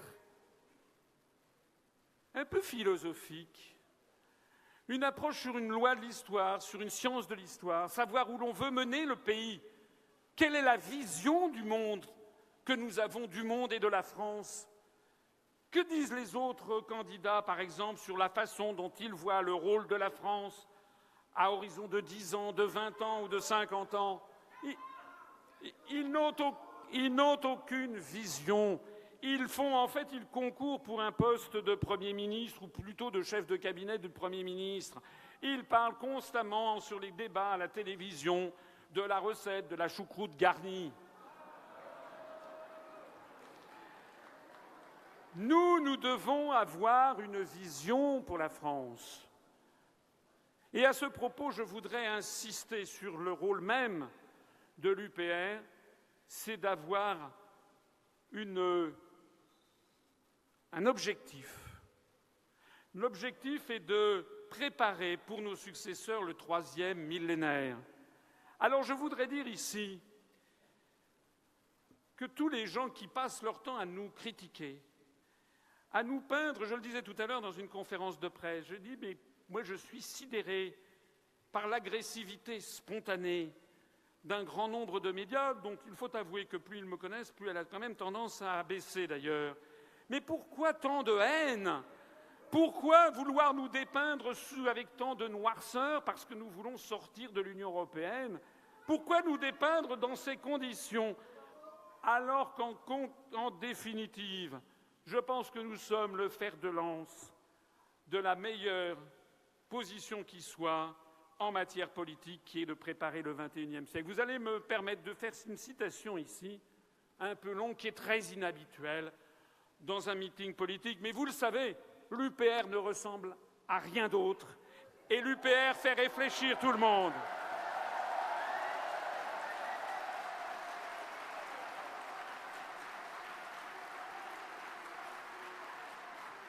Alors, pendant que les autres vous entraînent vers le bas, avec des histoires de prétoire, de mise en examen ou de je ne sais pas quoi, nous vous tirons vers le haut, nous tirons la population française vers le haut et la réflexion sur les siècles qui s'ouvrent.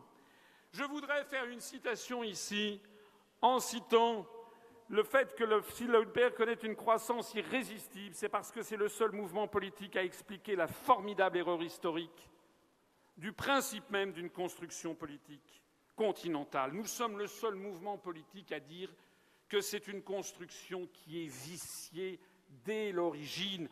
Tous les autres candidats vous proposent une autre Europe parce que tous les autres candidats approuvent le principe d'une construction politique continentale. Nous la désapprouvons et je vais faire une citation donc peu banale. Je vais me faire référence à Sri Aurobindo. Sri Aurobindo qui fut l'un des dirigeants du mouvement pour l'indépendance de l'Inde, mais qui fut aussi un philosophe, un poète et un écrivain spiritualiste. Sri Aurobindo qui puisait une partie de sa sagesse dans cette fameuse formule tirée d'un des Upanishads, Vasudhaiva Kutumbakam, c'est-à-dire le monde est une seule famille.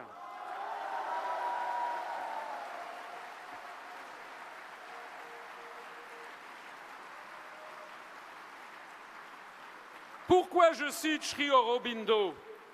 Parce que Sri Aurobindo a écrit un livre formidable, publié en 1919, qui peint l'idéal de l'unité humaine. Il explique les dangers qu'il y aurait à ce qu'il y ait un État mondial. Et il s'intéresse dans un chapitre entier, écrit il y a 100 ans, ou presque 100 ans, en 1919, un chapitre intitulé « Les États-Unis d'Europe ». Puisqu'il était déjà beaucoup question à l'époque, avec notamment Aristide Briand, de cette perspective qui avait d'ailleurs été lancée, comme vous le savez peut-être, si vous allez écouter mes conférences ou si vous êtes allé sur le site internet de l'UPR, par Victor Hugo dans le discours sur la paix au Congrès de la paix de 1849, où il parlait déjà des États-Unis d'Europe. Alors je vais faire cette citation, elle est un peu longue, mais elle est extraordinaire, je trouve, parce qu'elle a 100 ans. Et écoutez ce qu'il disait. Seule l'expérience peut montrer si les États-Unis d'Europe peuvent se former et si, une fois formés, ce genre d'unité européenne peut subsister et se parfaire en dépit de toutes les forces de dissolution et toutes les causes de querelle qui, pendant longtemps, chercheront à la pousser au point de rupture. Mais, en l'état actuel de l'égoïsme humain, il est évident que si cette unité européenne se formait, elle deviendrait un instrument terriblement puissant de domination et d'exploitation du reste du monde par le groupe de nations à présent à l'avant-garde du progrès humain. Inévitablement, elle éveillerait l'idée antagoniste d'une unité asiatique et celle d'une unité américaine.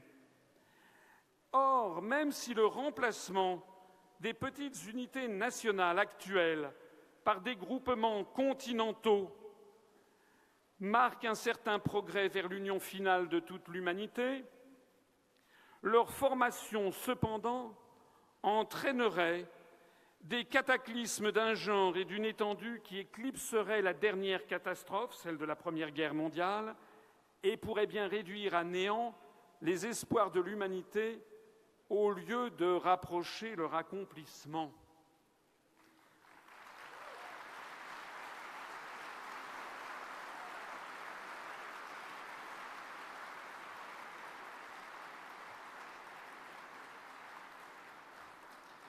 Et Sri Aurobindo de conclure. Mais l'objection principale à l'idée des États-Unis d'Europe est que le sentiment général de l'humanité cherche déjà à dépasser les distinctions continentales et à les subordonner à une idée humaine plus large. De ce point de vue, une division sur des bases continentales serait peut-être une étape réactionnaire du genre le plus grave et pourrait entraîner des conséquences extrêmement sérieuses pour le progrès humain. Par conséquent, si quelque ordre supranational nouveau doit se former tôt ou tard après le bouleversement actuel, il faudra que ce soit une association qui embrasse l'Asie, l'Afrique et l'Amérique autant que l'Europe, et essentiellement une organisation de la vie internationale composée de nations libres.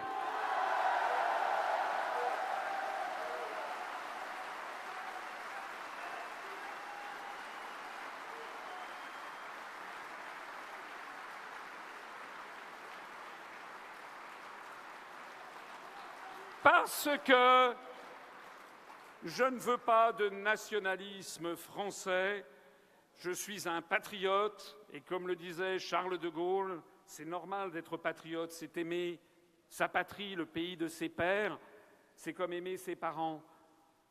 Et de Gaulle disait, un patriote, c'est quelqu'un qui aime son pays, un nationaliste, c'est quelqu'un qui déteste le pays des autres. Eh bien, moi, je ne suis pas un nationaliste français, mais je ne veux pas non plus que nous soyons des nationalistes européens ayant vocation à s'opposer au reste du monde.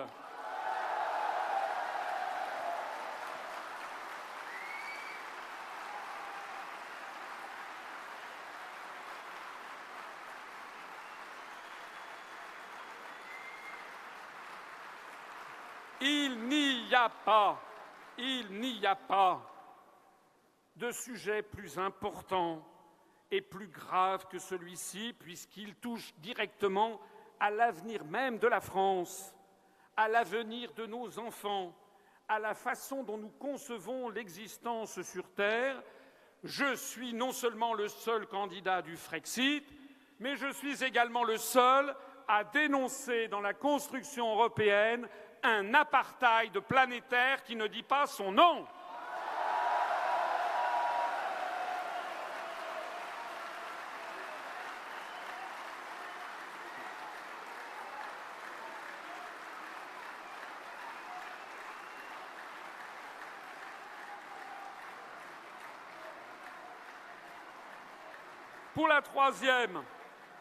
Pour la troisième et dernière fois,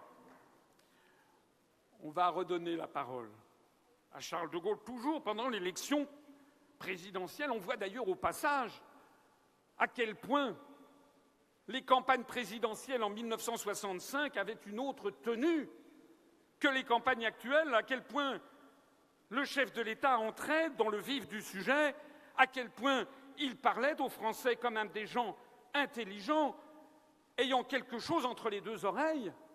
Ça permet de comprendre à quel point maintenant le débat politique a été ravalé au rang de plaisanterie, de show, de spectacle de music-hall avec des danseurs mondains. Eh bien,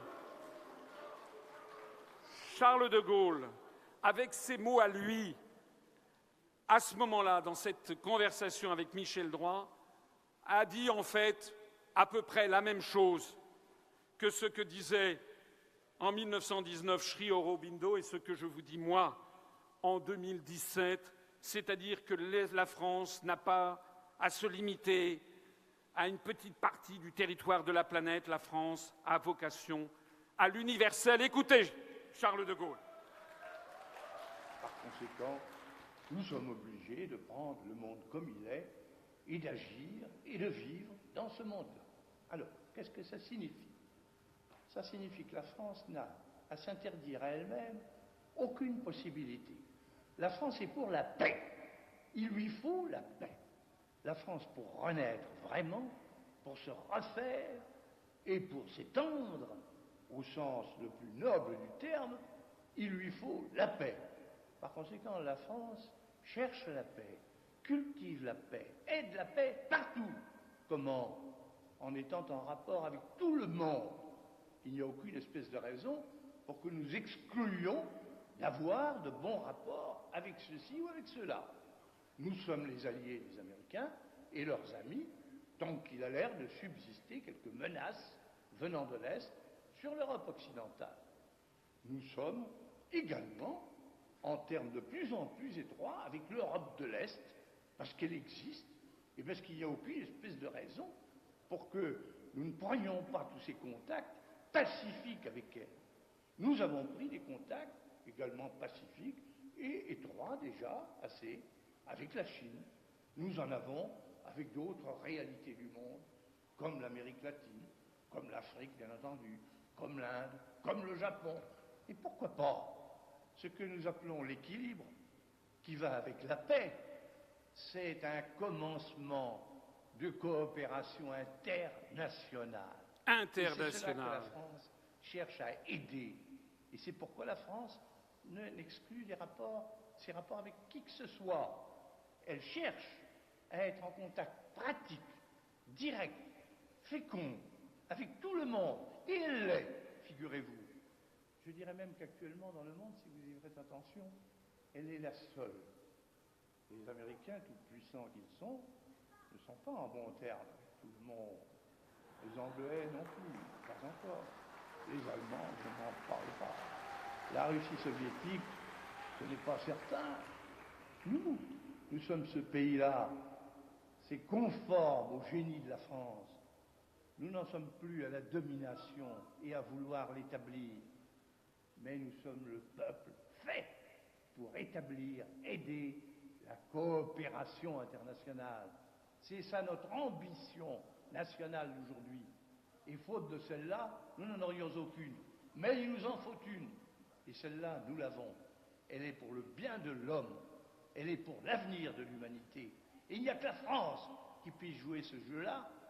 Il n'y a que la France qui le joue. Pour le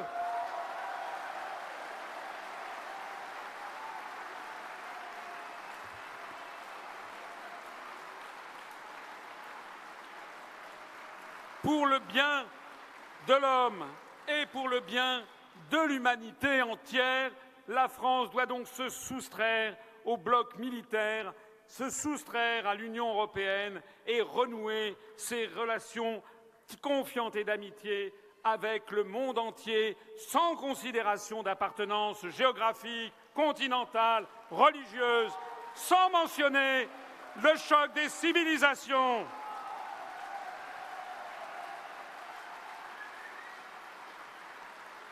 C'est la raison pour laquelle je parle toujours devant le drapeau bleu, blanc, rouge de la République française, flanqué du drapeau de l'Organisation des Nations Unies, qui est actuellement l'organisation suprême pour gérer l'ensemble des nations.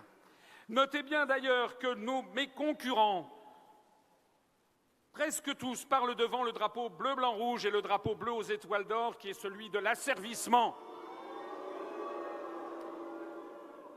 Et puis j'ai une concurrente qui, elle, parle devant le seul drapeau bleu, blanc, rouge.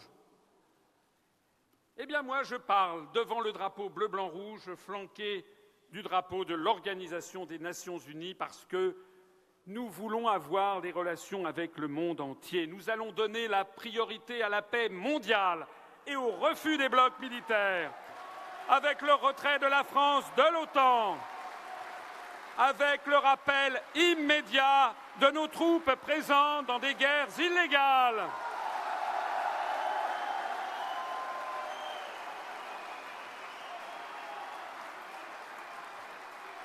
Avec la redéfinition d'un nouveau livre blanc de la défense nationale, affirmant la volonté de la France de n'appartenir à aucun bloc militaire, de sanctuariser le territoire national par la force de frappe, d'avoir une politique de défense erga omnes, comme on dit, c'est-à-dire contre tout le monde.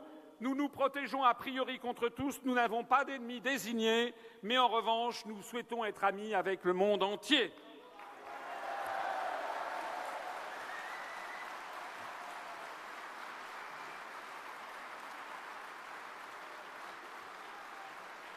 Et comme je veux appliquer cette sagesse,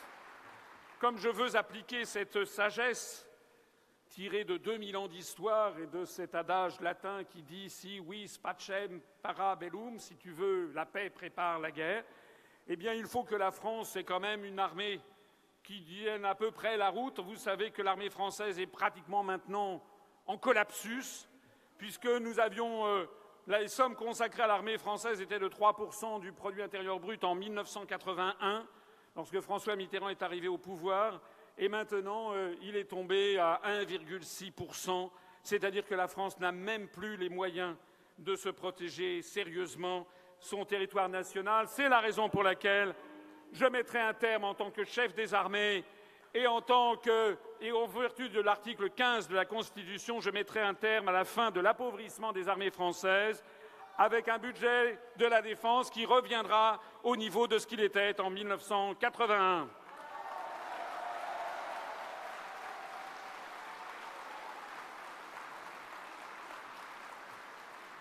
Et puis nous allons procéder à la résurrection d'une France indépendante, en lien d'amitié avec le monde entier.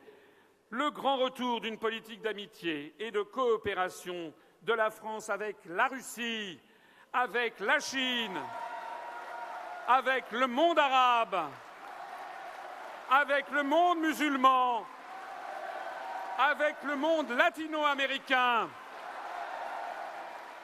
Nous ne voulons pas du choc des civilisations. Nous ne voulons pas du monde multipolaire.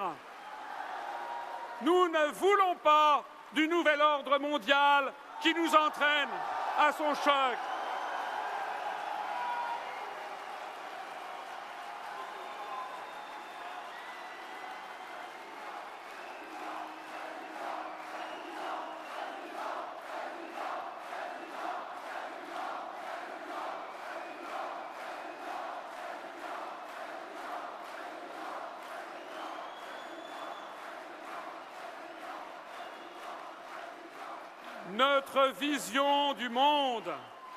Notre vision du monde, ce n'est pas celle de Macron, l'employé de George Soros. Notre vision du monde de demain n'est pas celle de George Soros, c'est celle de Sri Aurobindo.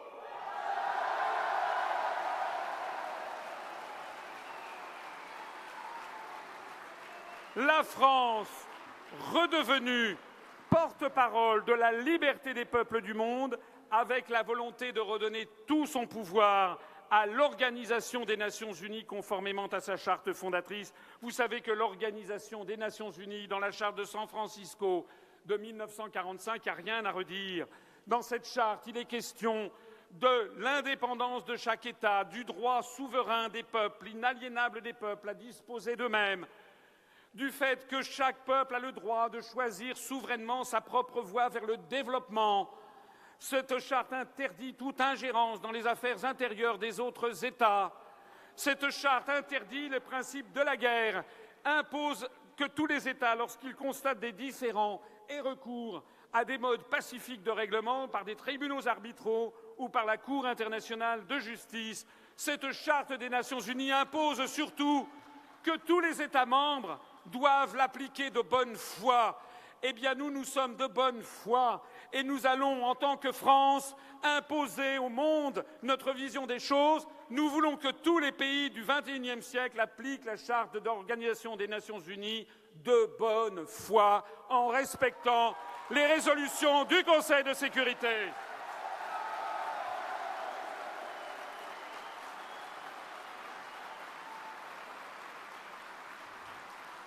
Nous mettrons fin à la France-Afrique.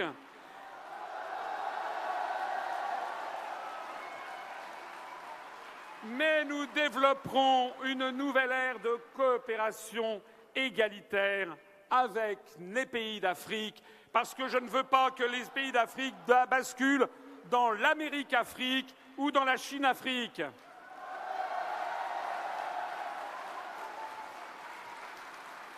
Nous adopterons une politique planétaire, pacifiste et réfléchie, veillant à donner à l'espace francophone mondial sa dimension politique et non alignée.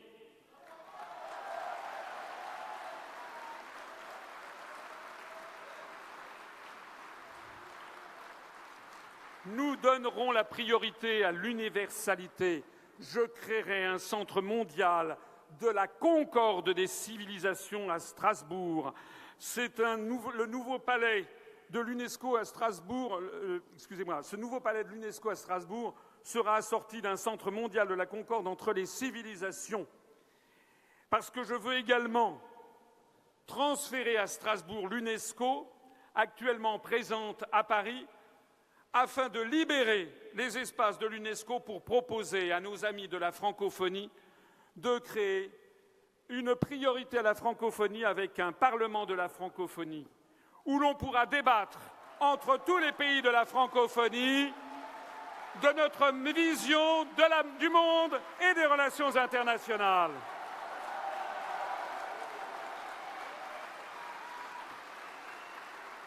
C'est ce qui justifiera le maintien au XXIe siècle du siège permanent au Conseil de sécurité de la France qu'elle exercera désormais, non seulement en son nom propre, mais aussi au nom de l'ensemble des pays de la francophonie qui, s'ils parviennent à avoir des positions communes, par exemple, sur un nouveau système financier international moins injuste, sur un nouveau rapport Nord-Sud moins injuste, sur une situation au Moyen-Orient moins injuste, eh bien, nous aurons désormais la voix de la francophonie qui pourra s'exprimer et qui s'installera justement dans le palais de l'UNESCO, les Cévides à Paris, puisque nous proposerons aux membres de l'UNESCO à Paris de se transférer au palais du Parlement européen de Strasbourg, que nous aurons quitté, bien entendu, puisque nous ne serons pas dans l'Union européenne.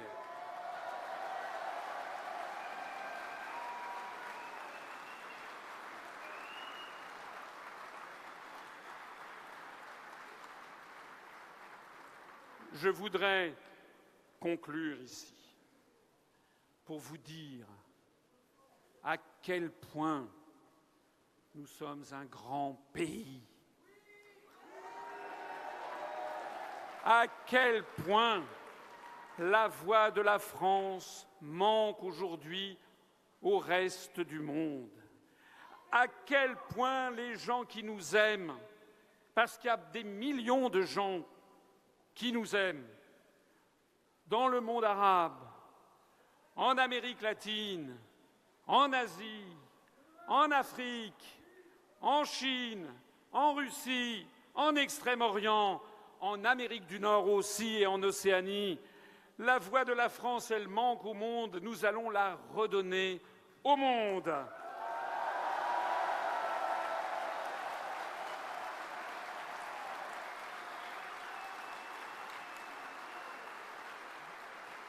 Et au-delà de la voix de la France, c'est la voix de la langue française. C'est la raison pour laquelle je m'exprime toujours avec le drapeau français, flanqué non seulement du drapeau de l'Organisation des Nations Unies, mais également flanqué du drapeau de l'Organisation internationale de la francophonie, qui fait de la langue française l'une des langues en plus forte croissance du monde, qui fait de l'espace français, de l'espace mental et culturel français, une autre façon de concevoir le XXIe siècle que le communautarisme à l'anglo-saxonne.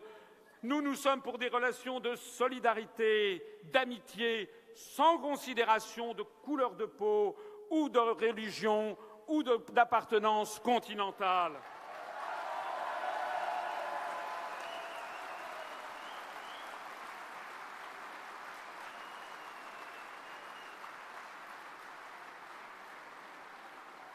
La francophonie, notre participation dans le cadre des Nations Unies d'une part, dans la francophonie d'autre part, nous permettent d'envisager l'avenir de façon positive, radieuse et rayonnante, sans démanteler tous nos acquis sociaux, sans tailler en pièces tout ce que nos parents, nos grands-parents et nos ancêtres nous ont livré comme cadeau. La francophonie nos relations avec l'ensemble de l'espace francophone, c'est l'une des clés essentielles de notre avenir.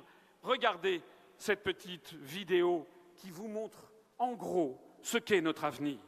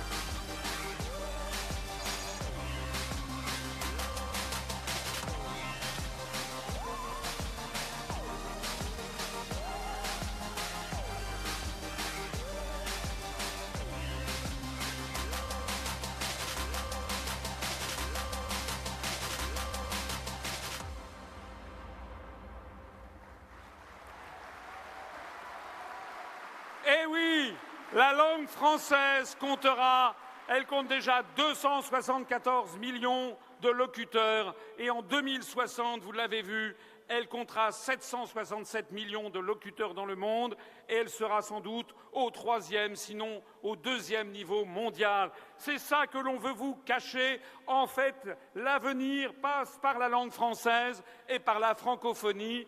Nous n'avons pas à nous lier dans un périmètre fixé par les États-Unis d'Amérique et les anglo-saxons pour nous empêcher de parler le français, pour nous convaincre que notre langue et notre mode de vie et notre civilisation sont destinés à disparaître. Nous devons au contraire relever fièrement la civilisation francophone à travers le monde. Il y a une vie après la construction européenne.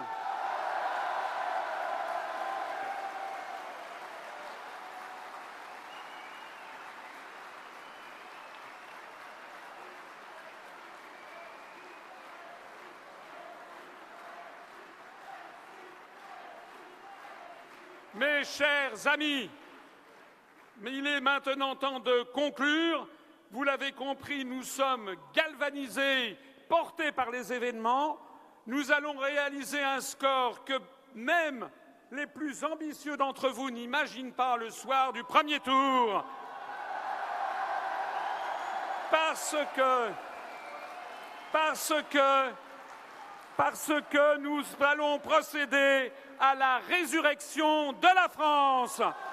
Vive la République et vive la France!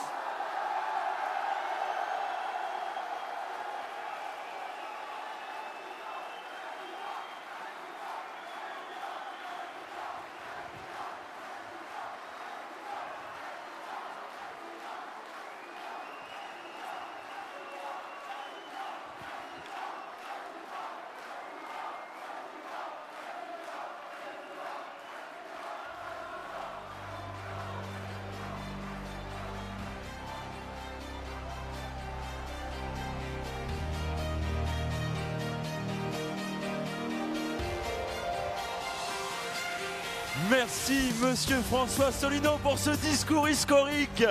Vive la République, vive l'UPR et vive la France. Je vais demander à l'équipe de nous rejoindre. Manon Chevalier, Laurence Olivier, Mimoun Ziani, le Bureau national de l'EPR, Laurence Daré, Patrick Ceccarelli, Guillaume Serrano, Renato Galliano, Alexandre Issot, Dominique Roméo, Thibault Loujean, Arthur Dupont, Adrien Drouet, toute l'équipe est là avec nous.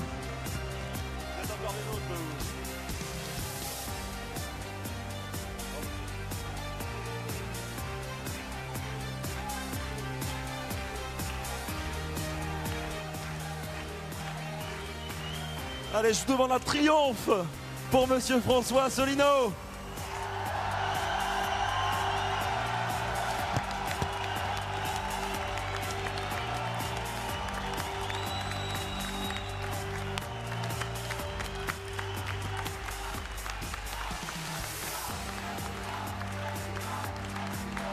Merci, merci.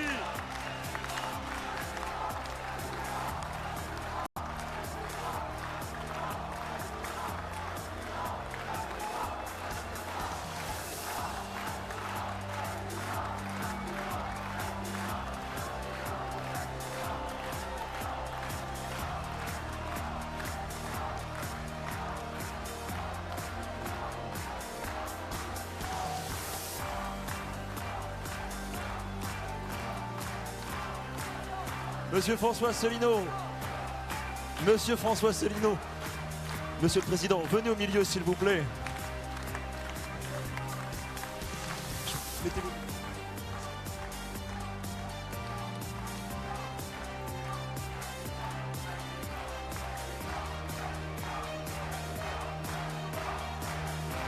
Mais vous allez voir, on va le faire.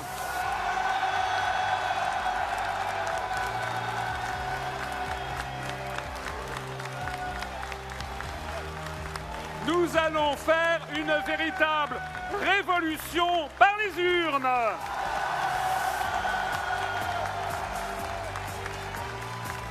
Parce que face à la vérité, à l'honnêteté et au courage, rien ne peut arrêter le déferlement qui arrive.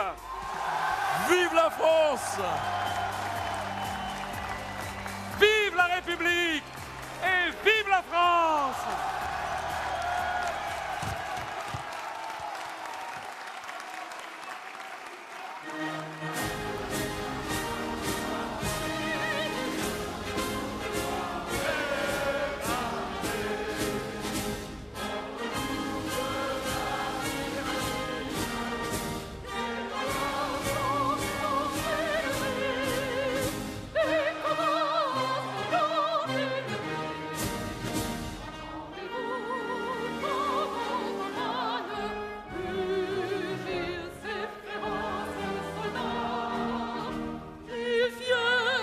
Jusque dans nos bras, et quand j'ai nos fils et nos compagnes, nous sommes citoyens, pour vivre nos bataillons. Marchons, marchons, un sang pur, au bleu de l'océan.